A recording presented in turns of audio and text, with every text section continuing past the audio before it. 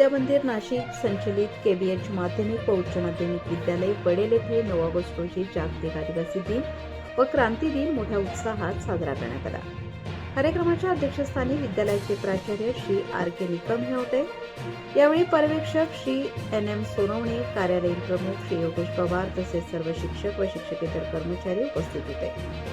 प्राचार्य श्री RK निकम यांनी आपल्या अध्यक्ष मनोगतात जागतिक आदिवासी दिनाचे महत्त्व स्पष्ट करत आदिवासी समाजाची समृद्ध संस्कृती, परंपरा, कला, भाषा आणि निसर्गाशी असलेले नाते याविषयी विद्यार्थ्यांना मार्गदर्शन केले।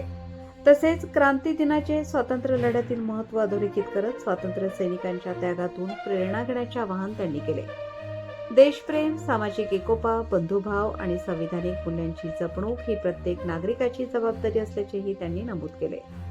कार्यक्रमादरम्यान विद्यार्थ्यांना आदिवासी समाजाचे योगदान, संस्कृती व परंपरा याबाबत माहिती देण्यात आली।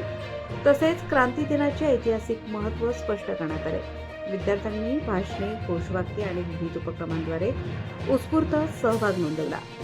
यावेळी श्री BB आहिरे, श्री वीरेंद्र निकम, प्राध्यापक DB जानगर, श्रीमती PK हिरे, श्रीमती NMS पाटील, श्री KS आहिरे यांनीही आपल्या मनोगतातून दोन्ही दिवसांचे महत्त्व अधोरेखित करत विद्यार्थ्यांना देशप्रेम व सामाजिक मूल्यांची जपणूक करण्याचे आवाहन केले। कार्यक्रमाचे नियोजन व आयोजन श्री गणेश पोकरे यांनी केले। सूत्रसंचालन श्रीमती सोनल बाग यांनी केले तर आभार प्रदर्शन श्री MG देसले यांनी केले। कार्यक्रमास विद्यार्थी, शिक्षक व शिक्षकेतर कर्मचारी मोठ्या संख्येने उपस्थित होते।